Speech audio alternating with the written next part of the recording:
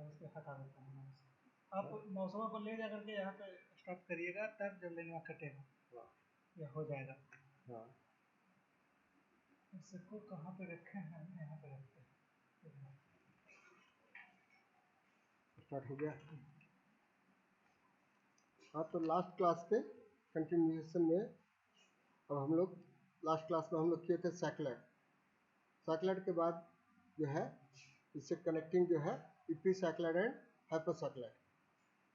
तो इपीसैक्लाइड के लिए क्वेश्चन है, draw an epicycloid given the radii of rolling and directing circle as 30 mm and 120 mm respectively. Draw a tangent and normal at any point Q on epicycloid. तो ये हो गया epicycloid का question. हाइपोसाइक्लाइड के लिए क्वेश्चन है, draw hypocycloid for given radii of generating and press circles as 20 mm and 60 mm respectively. Draw a tangent and normal at any point Q on the hypocycloid. तो cycloid में जो था वो generating circle जो था वो base line पर वो मूव कर रहा था, लेकिन इपीसैक्लाइड या हाइपोसैक्लाइड जो है ये कर्व पाथ पर ही ये मूव करता है। तो सैक्लाइड और इपीसैक्लाइड हाइपोसैक्लाइड में डिफरेंस क्या है कि इपीसैक्लाइड में हम जनरेटिंग सर्किल का पेरीमीटर निकाल करके लेंथ निकाल लेते हैं बेस लाइन का, और यहाँ जो है हमें एक एंगल निकालना होगा इपीसैक्लाइड और हाइपोसैक्लाइड का केस में। तो इपीसैक्लाइड एंड हाइपोसैक्लाइड का केस में जब आते हैं तो हमको करना क्या है,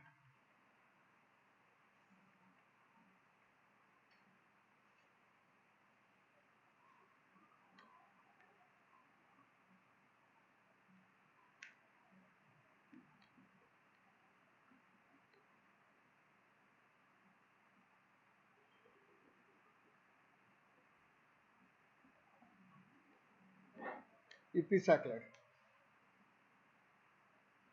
तो इपीसैक्लाइड या हाइपोसैक्लाइड में एंगल निकालने के लिए एंगल हम मानते हैं कि ये एंगल थीटा है। थीटा इक्वल टू होता है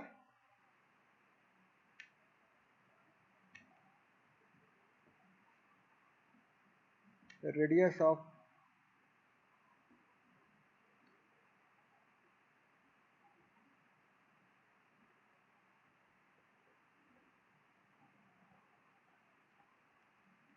generating circle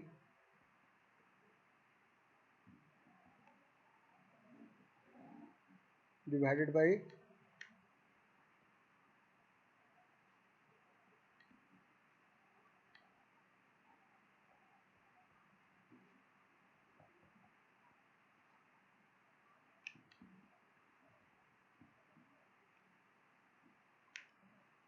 radius of generating circle divided by radius of directing circle into 360 degree.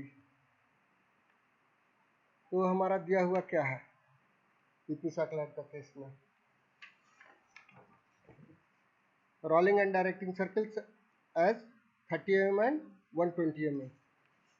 तो ये हो गया 30 mm by 120 mm into 360 degree equal to ये आ गया 90 डिग्री। तो अब ड्रॉ करने के लिए हम क्या करते हैं कि एक एंगल बना लेते हैं 90 डिग्री का।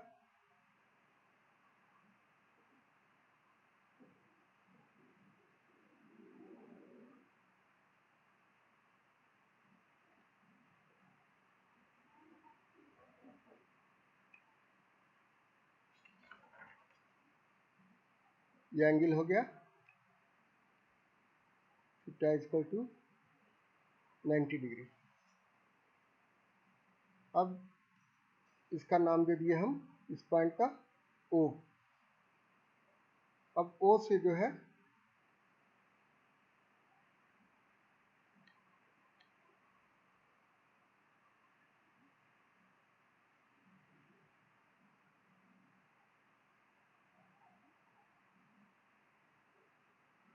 तो अब हम इसका नाम दे दिए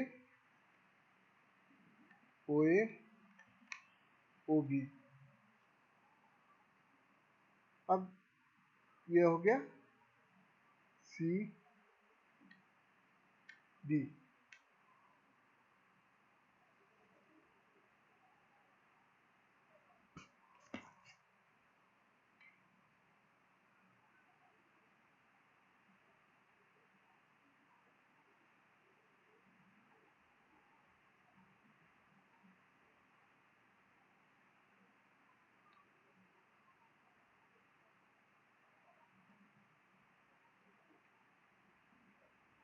वन 20 30 30।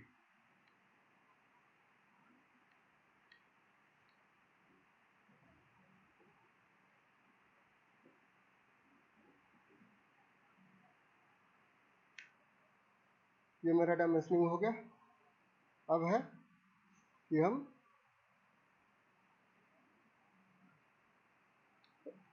डायरेक्टिंग सर्किल का आर्क खींच लिए, O को सेंटर मानते हुए और OC को OC equal to 120 millimetre radius लेकर के एक आर्क खींच लिए।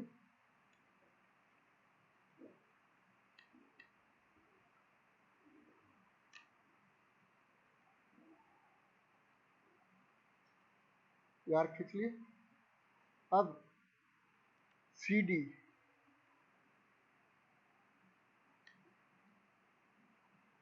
ये हो गया O डैश, तो CO dash equal to O dash D equal to 30 mm। तो OD रेडियस लेकर के एक आर्क खींचे हम।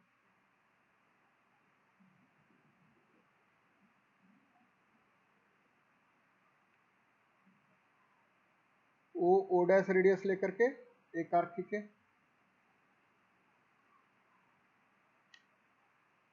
अब CD डायमीटर लेते हुए एक सर्किल ड्रॉ कर लिया।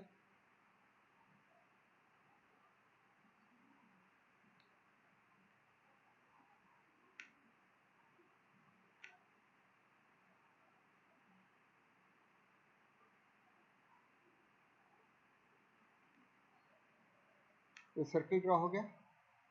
अब सर्किल को हम कुछ बराबर भाग में बांट दिए, जिसे हम लेना तो चाहिए 12 भाग में, लेकिन अभी हम 8 भाग में डिवाइड करके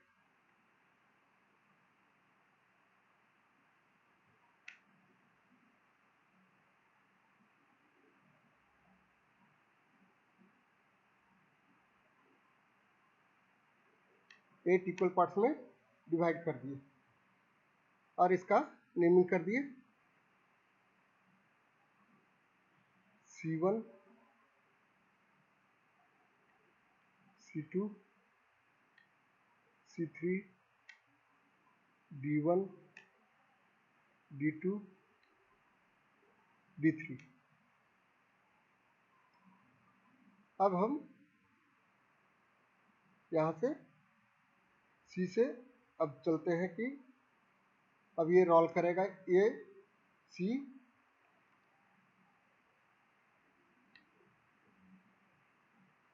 डैश आर्क पर ये रोल करेगा, क्योंकि C डैश जो है ये मेरा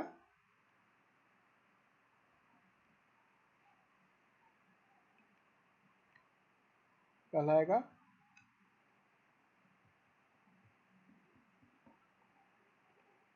डायरेक्टिंग सर्किल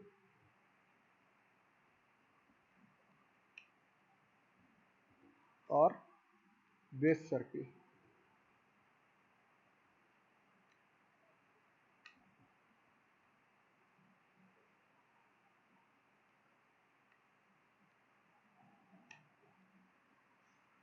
और ये जो सर्किल हो गया CD डायमीटर का, ये कहलाया मेरा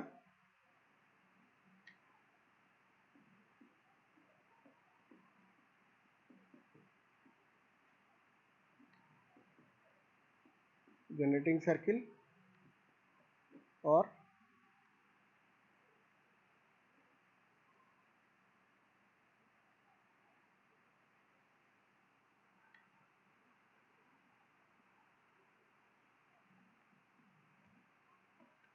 रोलिंग सर्किल,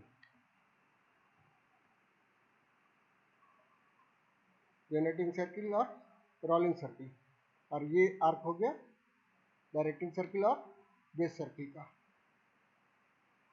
अब हम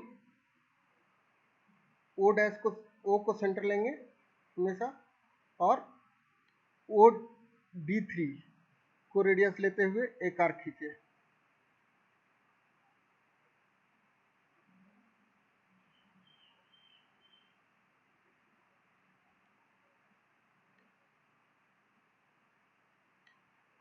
ओ D2 रेडियस लेते हुए एक आर्क खींचे,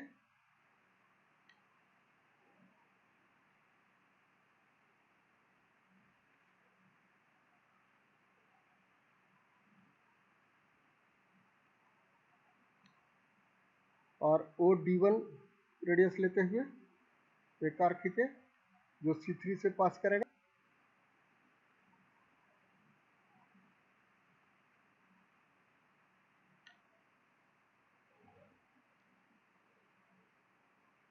तो ये मेरा आ गया आर्क सभी। तो यहाँ सर्किट को 8 इक्वल पार्ट्स में डिवाइड किए हैं, तो इस एंगल थीटा को भी हम 8 इक्वल पार्ट्स में डिवाइड करेंगे।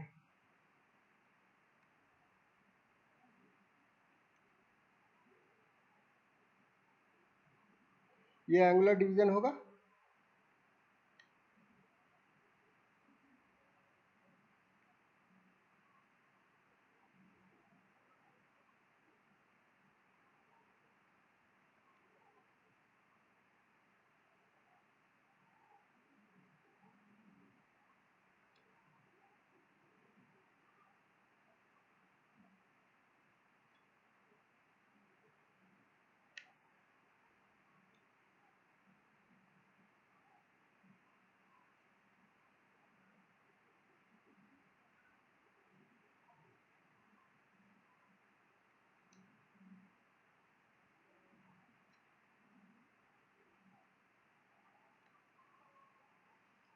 और ये जो डिवाइडिंग लाइन ड्रॉ करेंगे, ये जनरेटिंग सर्किल का सेंटर से जो आर्क खींचा हुआ है इसी आर्क तक हम ड्रॉ करेंगे। तो ये हो गया मेरा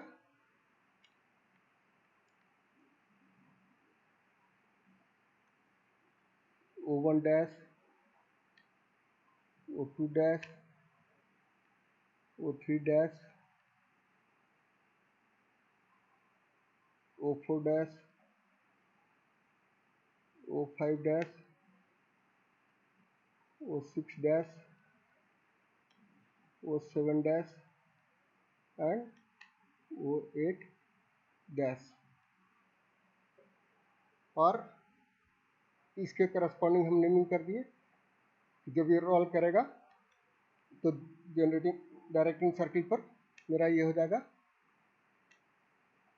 C1 dash, C2 dash, C3 dash, D dash, D1 dash, D2 dash, D3 dash and C dash. अब जो है कि जब ये जनरेटिंग सर्किल मूव किया इस आर्क पर, तो क्या होगा मेरा कि ये C1 आकर के कॉन्साइड कर जाएगा C1 डैश से, तो C का पोजीशन D3 के पोजीशन पे चला जाएगा। तो D3 का पोजीशन से जो आर्क ड्रॉ किया हुआ है इसी आर्क पर मेरा C का पॉइंट मिलेगा, जिसको P से हम नेमिंग करेंगे। तो और सेंटर शिफ्ट हो जाएगा O डैश से O1 डैश पर। तो O1 डैश पर जब ये शिफ्ट कर जाएगा तो O1 डैश को रेडियस लेंगे और 30 मिलीमीटर जनरेटिंग सर्किल का रेडियस है। तो O1 डैश रेडियस सेंटर लेंगे और 30 मिलीमीटर रेडियस लेकर D3 वाले आर्क को काटेंगे। ये मान लो कहीं हमको काटा, यहाँ इसका नाम दे दिए हम P1। अब जब C2 आकर के C2 डैश से कोइंसाइड किया तो C मूव करके कहाँ चला गया, D2 वाले पॉइंट पर। तो अब D2 वाले पॉइंट पर D2 का जो आर्क है, इस आर्क से हम, और सेंटर हो जाएगा मेरा O2 डैश। तो O2 डैश को सेंटर लेंगे और 30 मिलीमीटर रेडियस लेकर के हम एक आर्क ड्रॉ करेंगे जो कहीं हमको काटा D2 वाले आर्क को।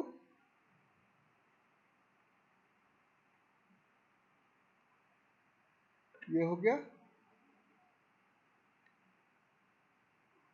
P2। इसके बाद जब C3 आ जाएगा, कोइंसाइड कर जाएगा C3 डैश से, तो सेंटर मेरा हो जाएगा, सेंटर का पोजीशन हो जाएगा O3 डैश। O3 डैश पर जब सेंटर आ जाएगा तो O3 डैश को सेंटर लेंगे और C मूव करके कहाँ चला जाएगा, D1 के पोजीशन पे। तो D1 के से जो आर्क गया है, इस आर्क को हम काटे, तो ये कहीं हमको मिला, यहाँ हुआ, ये हो गया P3 पॉइंट। अब जब D कोइंसाइड कर जाएगा D डैश से, तो सेंटर आ जाएगा मेरा O4 डैश के कंडीशन पे, और D से जो आर्क ड्रॉ किए हैं, इस आर्क पर ये हमको पॉइंट मिल जाएगा P4। अब जब C जो है, अब D1 कोइंसाइड कर गया, रोल करते हुए आया ये सर्किल, और D1 डैश से कोइंसाइड कर गया, तो O डैश का पोजीशन चेंज करके हो गया O5 डैश। O5 डैश को सेंटर लेंगे और अब क्या हुआ, आर्क फिर काटेंगे, तो ये हाफ इपिसाइक्लॉइड मेरा कंप्लीट हो गया। हाफ इपिसाइक्लॉइड का मतलब क्या हो गया, हाफ पार्ट जो है इधर, तो जनरेटिंग सर्किल के साइड में हम आर्क ड्रॉ कर रहे थे, अब हाफ पार्ट में, नेक्स्ट हाफ में जनरेटिंग सर्किल के अपोजिट डायरेक्शन में आर्क काटेंगे। तो O5 डैश सेंटर हो गया और आर्क काटे हम इस साइड में,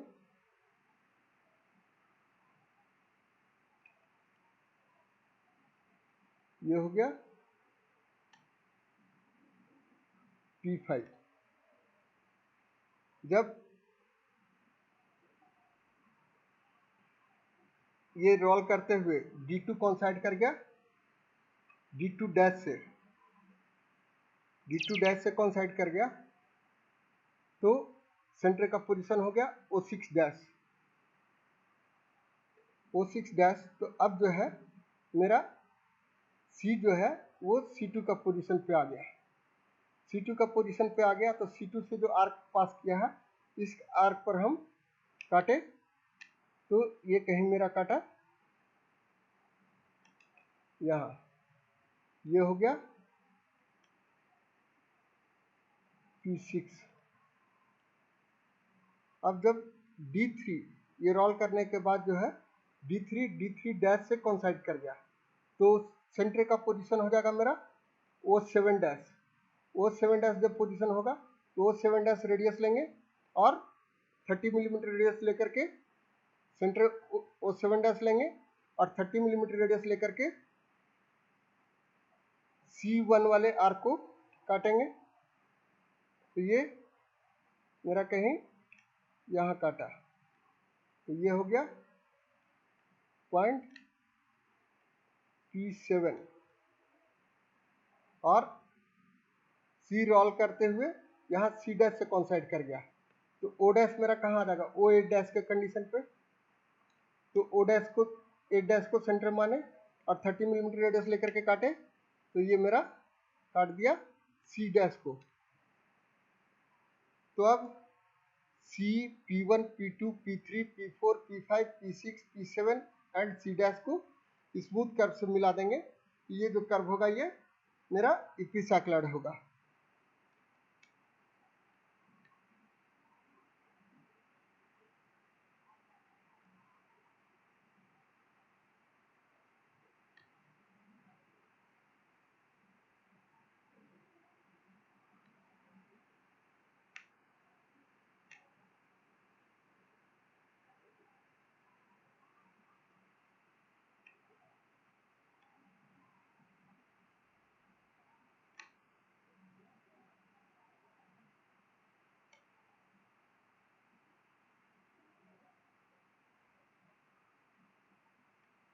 तो इस रेड से जो है ये हम HB मान के कर रहे हैं, तो ये हो गया मेरा इपिसाइक्लाइड।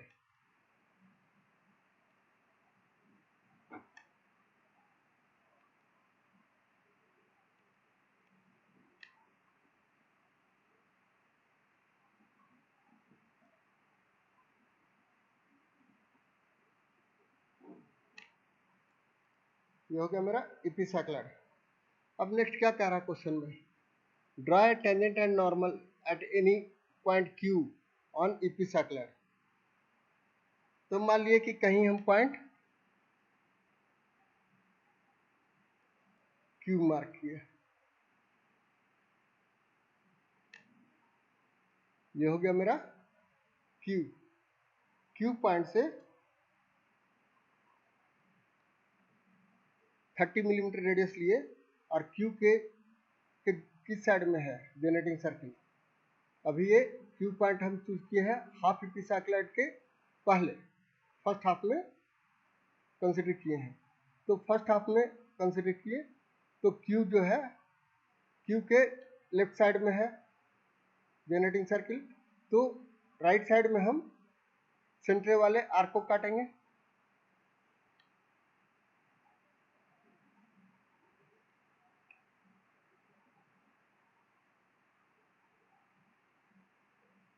तो ये पॉइंट हो गया कहीं मेरा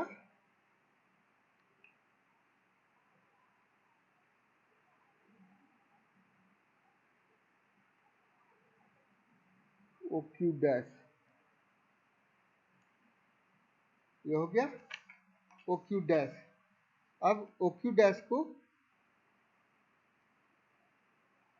हम मिला दिए सेंटर O से।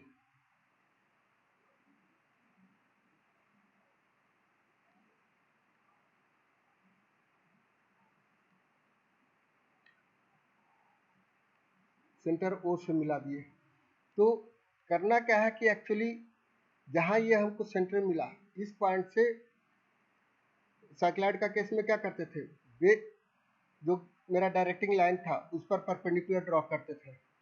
तो यहाँ पर हम डायरेक्टिंग सर्किल पर परपेंडिकुलर ड्रॉ करेंगे। परपेंडिकुलर ड्रॉ करने के लिए इसको सेंटर से मिला दिए। जहाँ ये काटा ये हो गया मेरा पॉइंट N।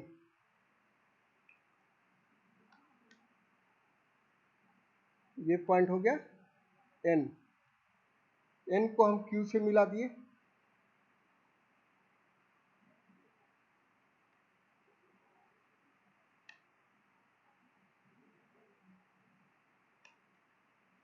N को Q से मिला दिए।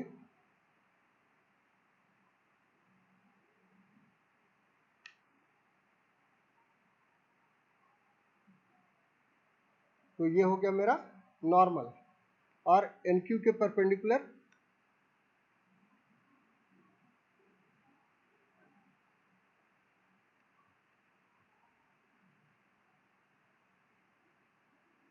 एक लाइन ड्रॉ कर दिए SQT। ये हो गया मेरा टेंजेंट। तो अब इसमें ये जो पार्ट हो गया नीचे हमें लिखना होगा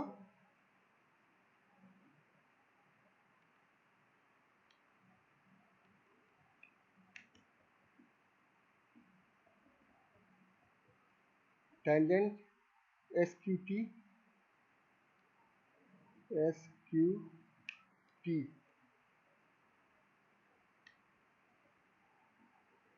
नॉर्मल QN। अब कुछ कंस्ट्रक्शन का पार्ट हम लिख दे रहे हैं, वो क्या होगा।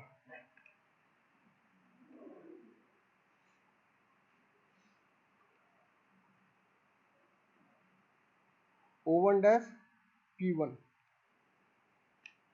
O1 dash P1 equal to O2 dash P2 equal to O3 dash P3 equal to O4 dash P4 equal to so on equal to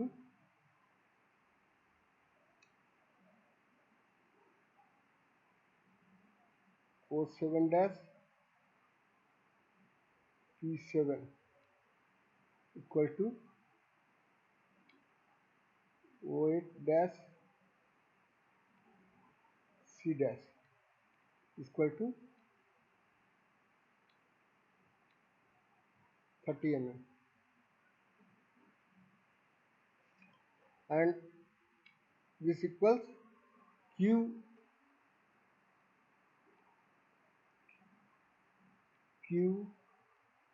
O suffix Q dash, ये भी 30 mm का है। तो ये मेरा हो गया। और दूसरा चीज क्या हो गया कि QN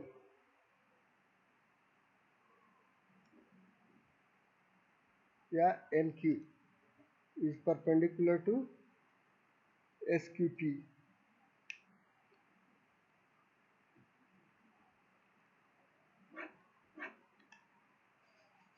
तो ये हो गया मेरा इपिसाइक्लाइड का सॉल्यूशन। नेक्स्ट आता है हाइपोसाइक्लाइड। तो इपिसाइक्लाइड और हाइपोसाइक्लाइड में डिफरेंस क्या है? इपिसाइक्लाइड जो है, जब डायरेक्टिंग सर्किल के ऊपर में जनरेटिंग सर्किल मूव करेगा तो हमें इपिसाइक्लाइड मिलेगा, और जब डायरेक्टिंग सर्किल के अंदर में जब जनरेटिंग सर्किल मूव करेगा तो यह हमें मिलेगा हाइपोसाइक्लाइड। तो हाइपोसाइक्लाइड के लिए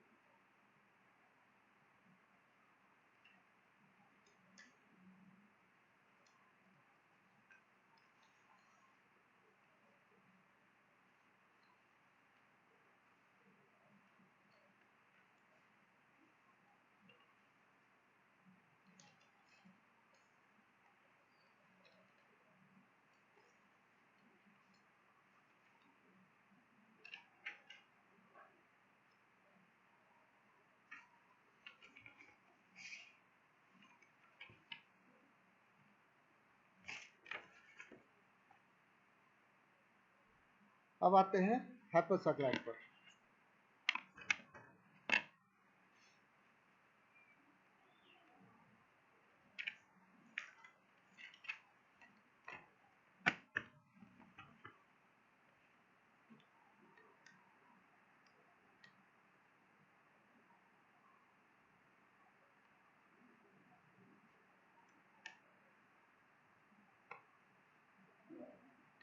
हाइपोसाइक्लाइड, तो हाइपोसाइक्लाइड जो है ये डायरेक्टिंग सर्किल के अंदर में रहेगा जनरेटिंग सर्किल। तो हाइपोसाइक्लाइड का क्या है मेरा, ये दिया हुआ draw hypocycloid for given radii of generating and base circle as 20 mm and 60 mm respectively. तो अगेन हम पहले थीटा कैलकुलेट करेंगे। तो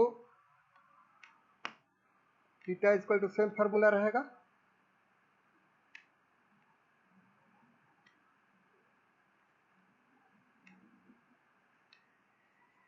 रेडियस ऑफ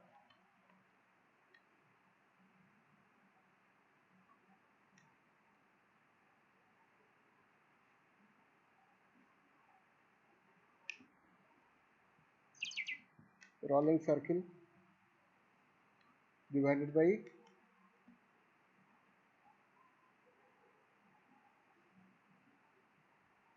रेडियस ऑफ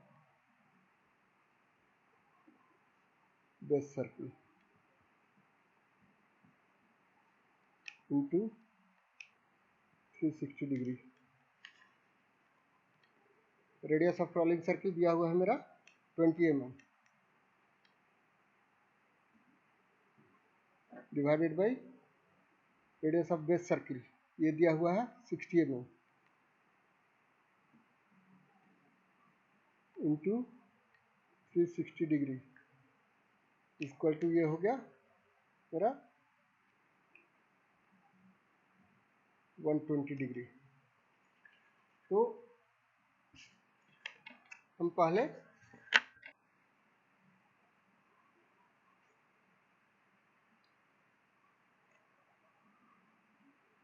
कोई पॉइंट वो ले लिए,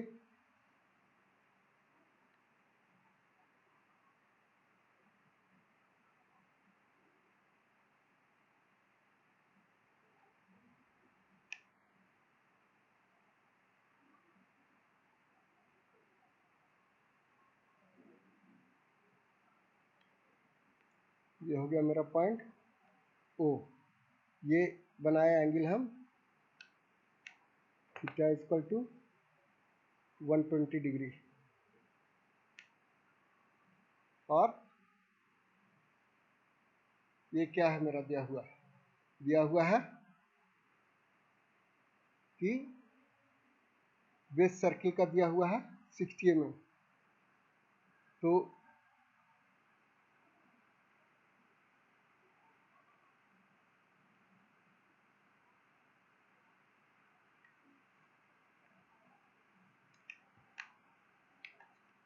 ए ओ बी एंगल हो गया 120 डिग्री।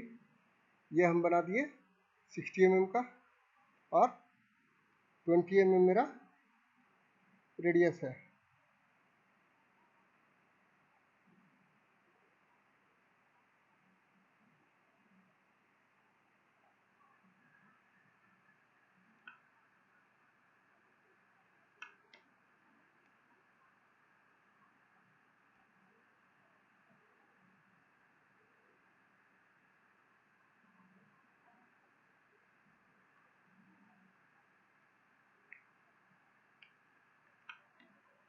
ट्वेंटी एम रेडियस का एक सर्किल हम ड्रॉ कर लिए।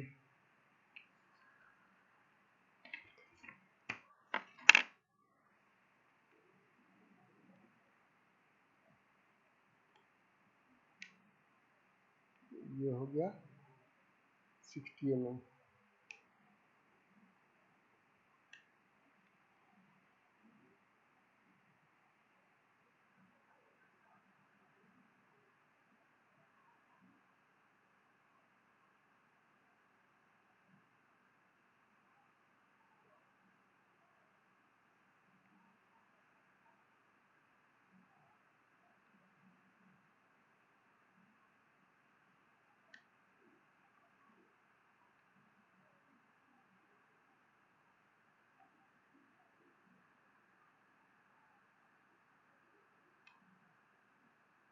ये हो गया 20 mm 20 mm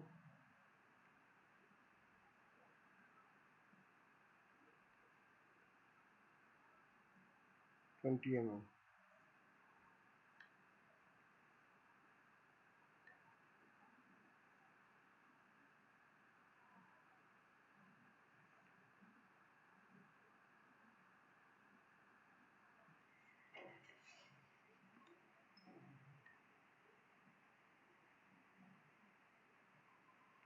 ये हो गया 20 mm।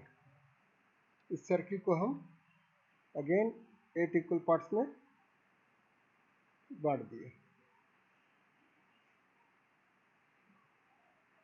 यहाँ तो ये सर्किल नहीं आ रहा है, लेकिन मान के चलिए कि ये सर्किल है।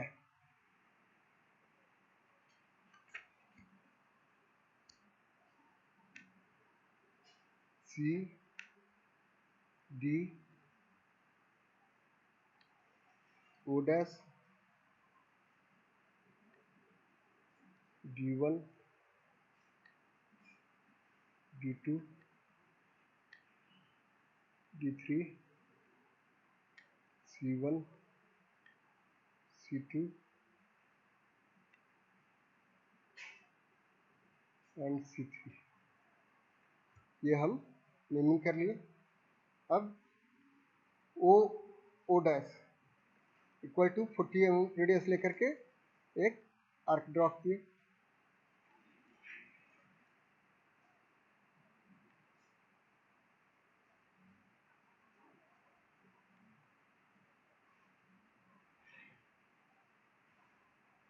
OD रेडियस लेकर के एक आर्क ड्रॉ किए।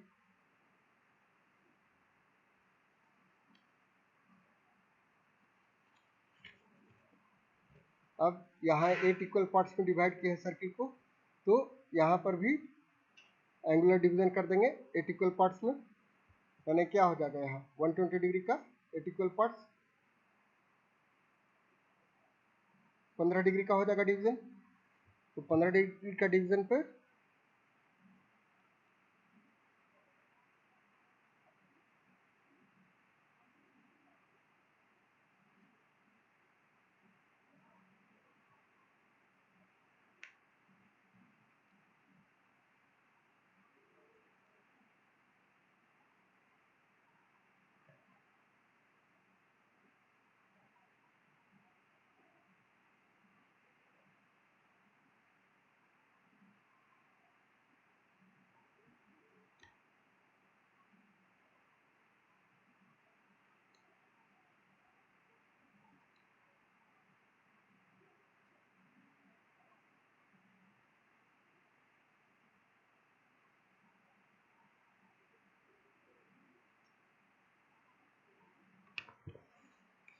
अब ये पॉइंट जो इस सर्किल का पॉइंट जो मार्क करेंगे वो मार्क करेंगे हम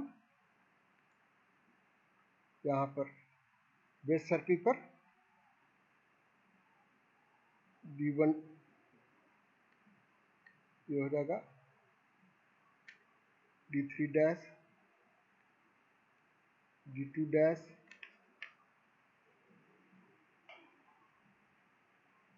D1 डैश,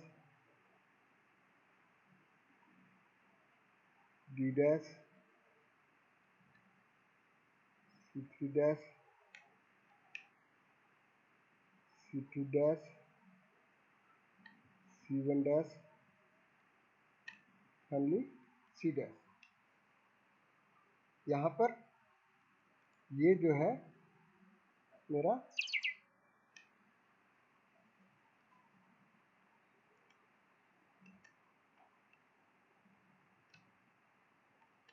बेस सर्कल है, ये है बेस सर्कल। और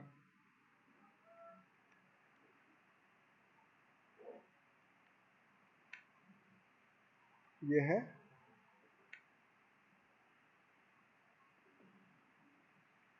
rolling circle.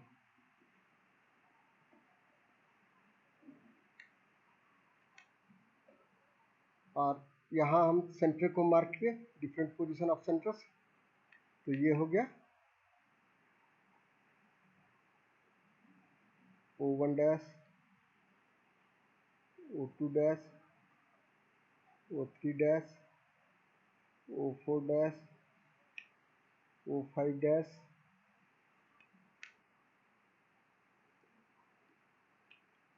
O6 dash, O7 dash, O8 dash. अब जब ये सर्किल मूव करेगा तो जब ये D3 डैश से कोइंसाइड कर जाएगा तो मेरा सेंटर का पोजीशन हो जाएगा O1 डैश। अब O C3 dash, C3 radius लेकर के एक आर्क खींचेंगे, फिर O C2 रेडियस लेकर के आर्क खींचेंगे, O C1 रेडियस लेकर के एक आर्क खींचेंगे,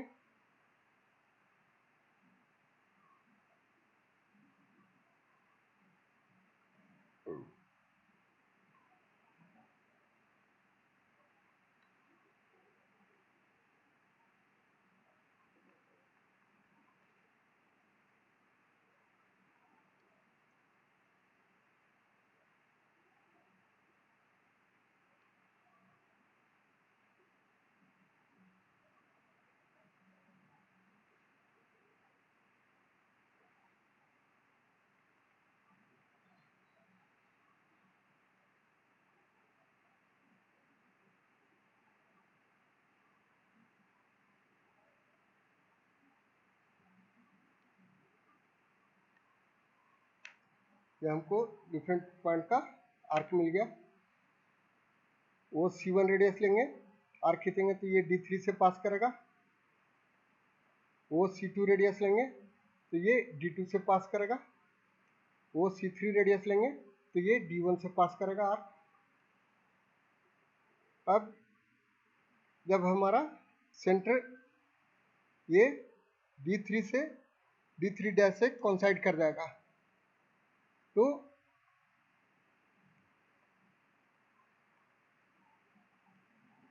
D3 डैश से जब कोइंसाइड करेगा तो O का पोजीशन हो जाएगा मेरा O1 dash. O1 dash centre लेकर के और 20 मिलीमीटर रेडियस लेकर के इस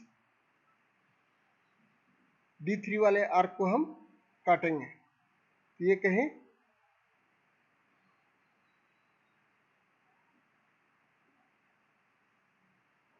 यहाँ काटा, इसका नाम दे दिए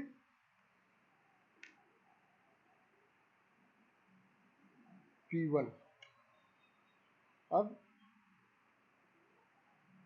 जब ये और रोल करेगा और D2 जो है D2 डैश से कोइंसाइड कर जाएगा तो सेंटर का पोजीशन हो जाएगा O2 डैश। O2 डैश को सेंटर लेंगे और 20 मिलीमीटर रेडियस लेकर के आर्क काटेंगे D2 वाले आर्क को। तो ये कहीं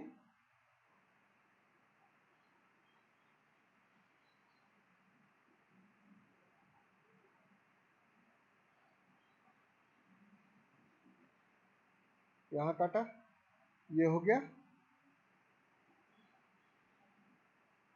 P2।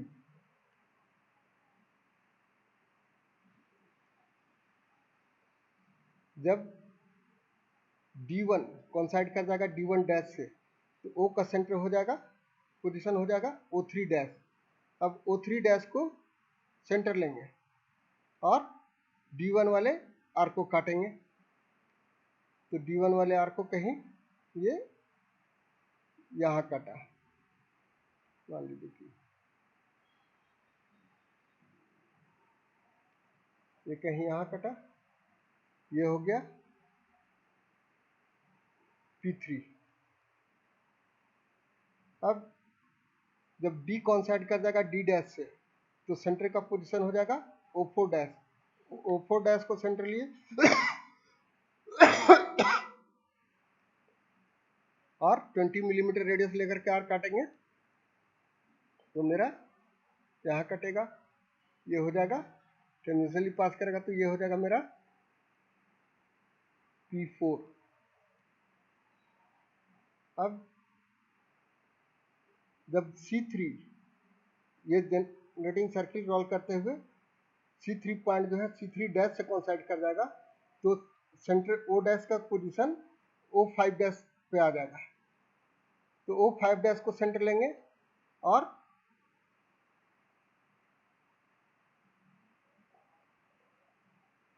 O5 डैश को सेंटर लेंगे और C3 वाले आर्क को काटेंगे।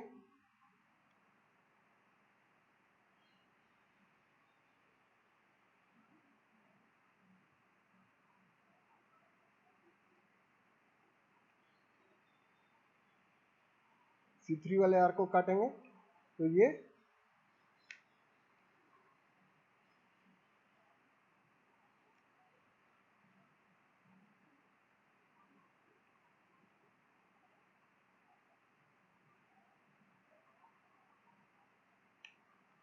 कहीं यहाँ काटा, ये हो गया P5। जब C2 ये रोल करते हुए C2 जो है C2 डैश से कोइंसाइड कर गया तो सेंटर का पोजीशन शिफ्ट हो जाएगा O6 डैश पर।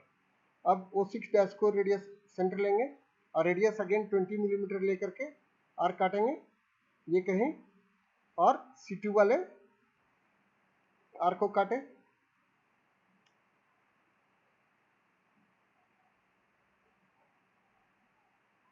ये कहीं यहाँ कटा, ये हो गया P6।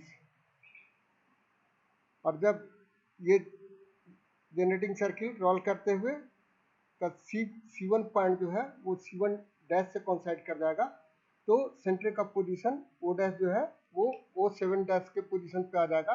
O7 डैश को सेंटर लेंगे और रेडियस 20 मिलीमीटर लेकर के आर्क काटेंगे और C1 वाले आर्क को काटेंगे। तो ये कहीं मेरा यहाँ कटा,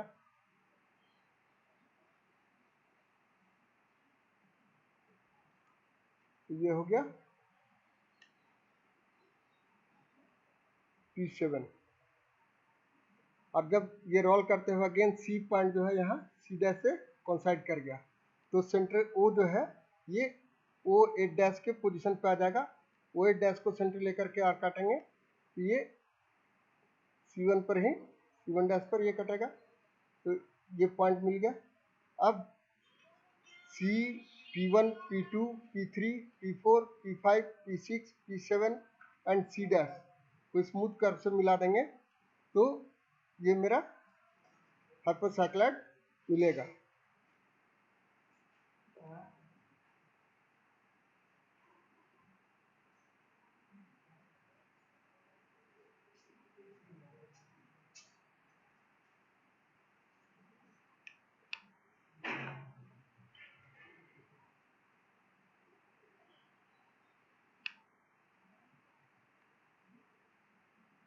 इसको स्मूथ कर्व से मिला देंगे।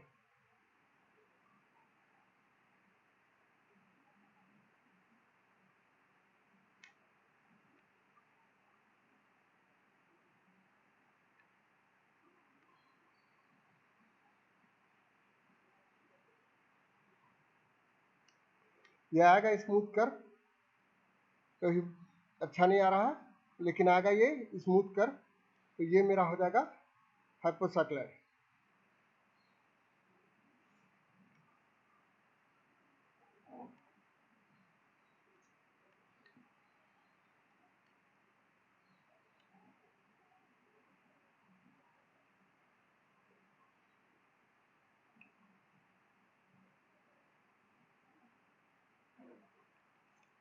हाइपोसाइक्लॉइड। अब कोई भी पॉइंट Q अज्यूम कर लीजिए। मान लीजिए कि अभी हम हाफ हाइपोसाइक्लॉइड के बाद अज्यूम कर रहे हैं। तो ये मेरा हो गया Q पॉइंट पर टेंजेंट नॉर्मल ड्रॉ करना है। तो Q पॉइंट से क्या करेंगे, Q पॉइंट को सेंटर लेते हुए और 20 मिलीमीटर रेडियस लेकर के एक आर्क काटेंगे जो O डैश वाले आर्क को कहीं काटे।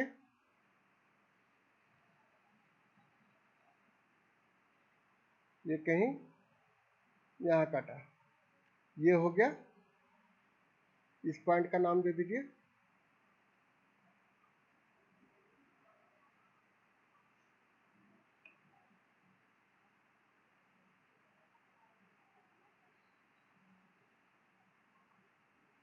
OQ dash.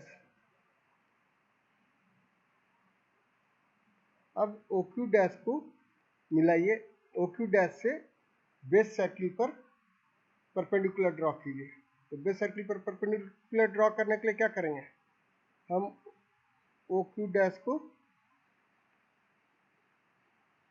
मिला दिए और इसको आगे बढ़ा दिए बेस सर्किल तक। जहाँ ये पॉइंट हो गया, ये पॉइंट हो गया मेरा N को Q से मिला दीजिए।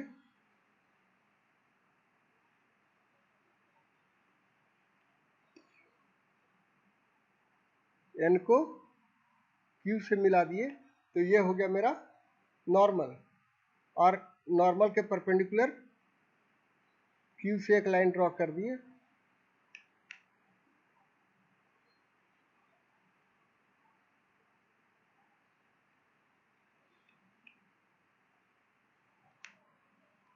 तो ये हो गया मेरा टेंजेंट। यहाँ ये हो गया मेरा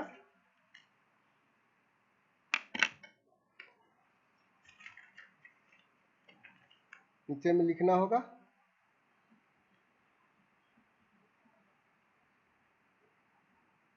टेंजेंट SQT।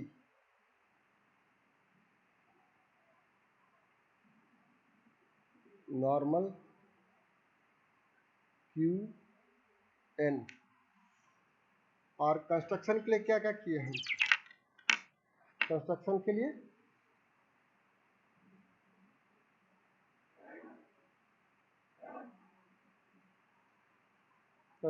के लिए हम किए क्या? O1 dash P1, O1 dash P1 equal to O2 dash P2 equal to O3 dash P3 equal to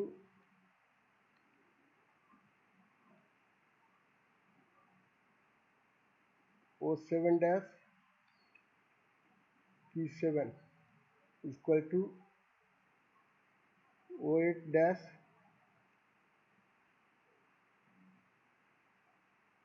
C dash equal to Q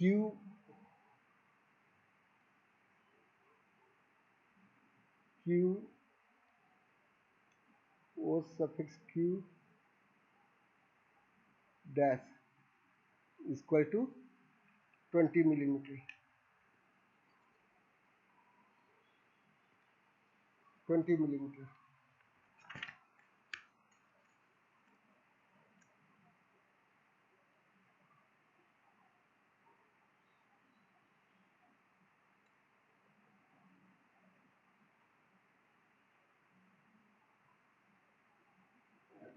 और क्या हुआ?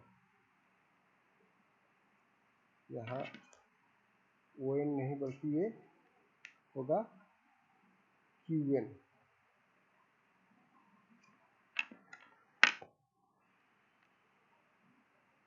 QN is perpendicular to SQT। और क्या हुआ? Join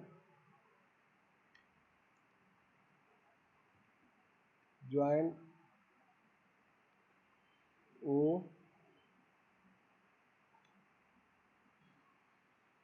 OQ dash and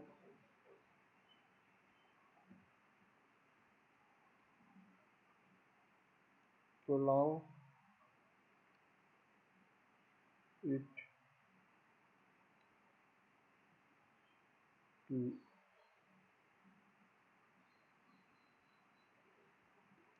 base circle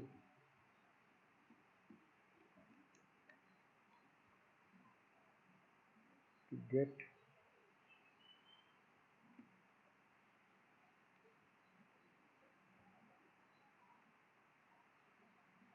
point N।